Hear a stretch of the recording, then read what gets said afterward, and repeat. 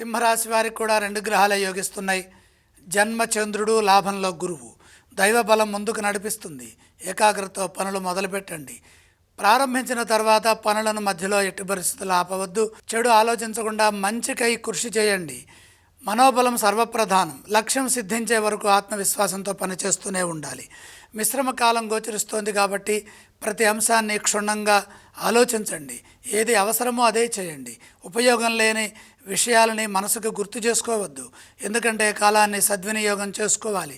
గ్రహదోషం అధికంగా ఉన్నప్పుడు మాట విలువని కాపాడుకోవాలి. వ్యాపారంలో కూడా జాగ్రత్తలు తీసుకోవాలి. ఇబ్బందులు లేకుండా శాంతంగా ఆలోచించి పనిచేయడం ద్వారా వ్యాపారంలో నష్టాన్ని నివారించవచ్చు. ఆంతరింగికమైన విషయాలను ఎవరి వద్ద ఎక్కువగా చర్చించవద్దు. అసూయతో కొందరు మీకు ఇబ్బంది కలిగించవచ్చు. కాబట్టి ఆవేశానికి గురి కాకుండా శాంతంగా సంభాషించండి. ఉద్యోగంలో సకాలంలో బాధ్యతలను నిర్వర్తించడం చాలా అవసరం. శ్రమకు తగిన గుర్తింపు లభిస్తుంది. మేలు జరుగుతుంది. ప్రధాన కార్యక్రమాల్లో ఇంట్లో వారి సూచనలు తప్పనిసరిగా అవసరమవుతాయి. ఒంటరిగా ఏ పనులు చేయొద్దు. సొంత నిర్ణయాలు కొన్ని సందర్భాల్లో వికటించవచ్చు. కలిసి సమిష్టిగా చేసే పని విజయాన్ని తెస్తుంది. సింహరాశి వారికి 2 గ్రహాలు యోగిస్తున్నాయి కాబట్టి తప్పనిసరిగా నవగ్రహ స్తోత్రం చదువుకుంటూ ముందుకు సాగాలి. అలాగే నవగ్రహ దర్శనం చేస్తే మంచి జరుగుతుంది. నవధాన్యం నవగ్రహాల దగ్గర ఉంచి నమస్కారం చేయండి.